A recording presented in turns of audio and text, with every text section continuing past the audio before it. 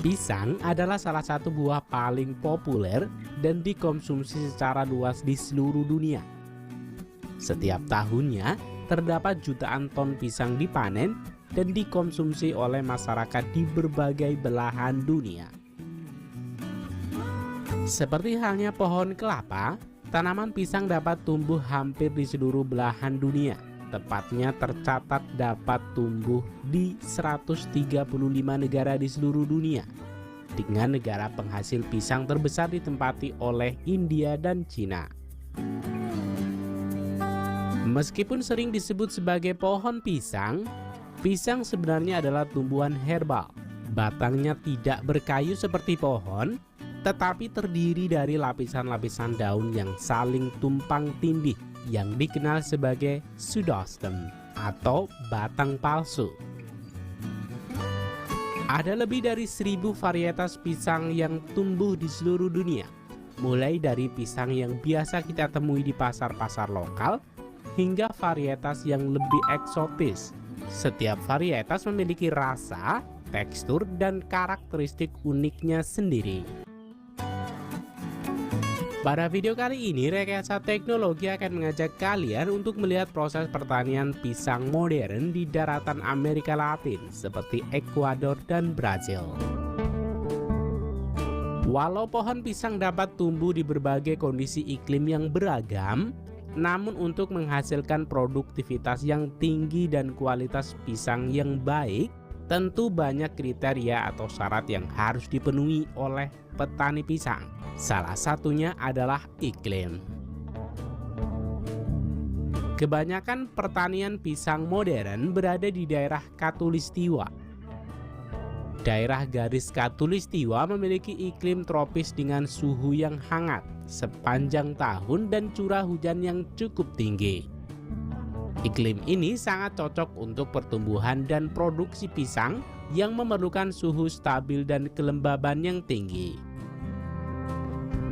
Selain itu, pohon pisang membutuhkan banyak sinar matahari untuk tumbuh dan berbuah dengan baik. Sementara daerah garis Khatulistiwa memiliki sinar matahari yang tersedia sepanjang tahun dengan intensitas yang tinggi, memungkinkan pertumbuhan vegetatif dan produksi buah yang optimal. Berikutnya, setelah memiliki iklim dan ladang yang sesuai dengan pertumbuhan pohon pisang, petani akan menyiapkan ladang.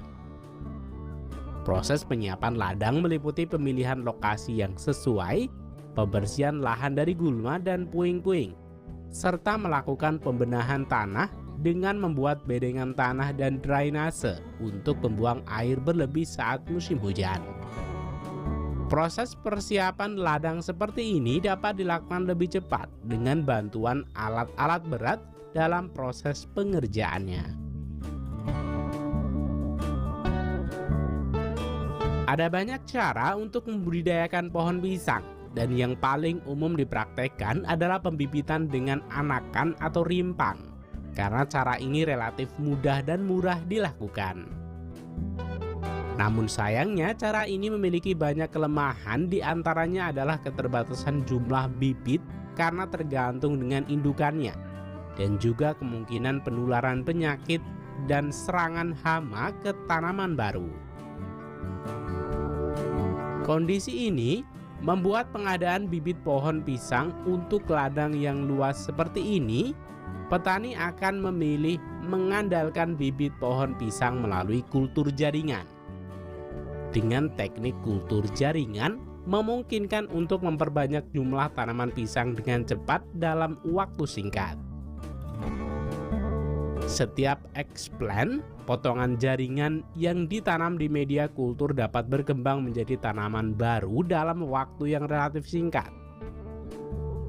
Selain itu, petani dapat memilih dan mengisolasi materi tanaman dari pohon pisang yang memiliki karakteristik yang diinginkan, seperti ketahanan terhadap penyakit atau produktivitas yang tinggi.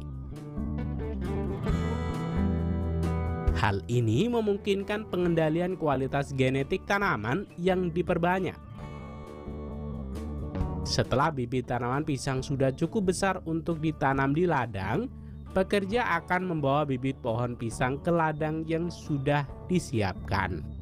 Dalam proses penanaman bibit pisang ini, beberapa petani akan menggunakan plastik mulsa, sehingga pekerja dapat langsung menanam bibit pisang pada setiap lubang yang sudah disediakan.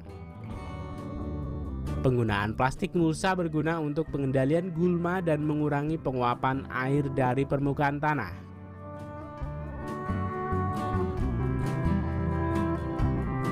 Sedangkan petani yang tidak menggunakan plastik mulsa pada awal pertumbuhannya akan memasang selang irigasi semprot yang akan menyiram tanaman dan tanah di sekitarnya sesuai jadwal yang sudah diprogramkan untuk mempertahankan kelembaban tanah yang dibutuhkan tanaman, sehingga menghasilkan pertumbuhan yang optimal.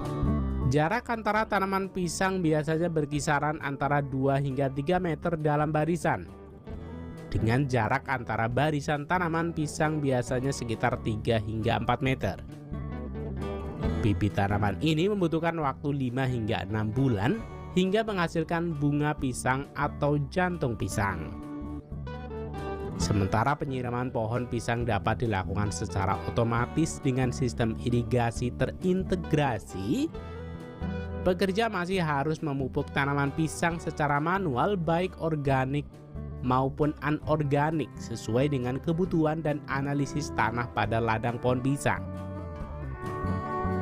Untuk pengendalian hama, petani akan menurunkan traktor yang menarik rangkaian bak penampung yang dilengkapi dengan kipas di belakangnya yang akan menyemprotkan cairan pestisida di sepanjang lorong daun pohon pisang. Proses perawatan ini berlangsung berkelanjutan sepanjang siklus pertumbuhan pohon pisang. Setelah jantung pisang tumbuh, diperlukan waktu 3 bulan lagi hingga buah pisang dapat dipanen. Namun sebelum itu, mereka perlu dirawat dengan hati-hati. Saat bakal pisang mulai tumbuh, pekerja akan memberi sekat antara sisir pisang dan kemudian menutupi seluruh tandan pisang dengan kantong plastik berwarna biru untuk melindunginya dari serangga atau penyakit. Setelah buah pisang sudah sesuai ukuran dan kekencangannya sudah sesuai yang disyaratkan, saatnya pekerja mulai memanennya.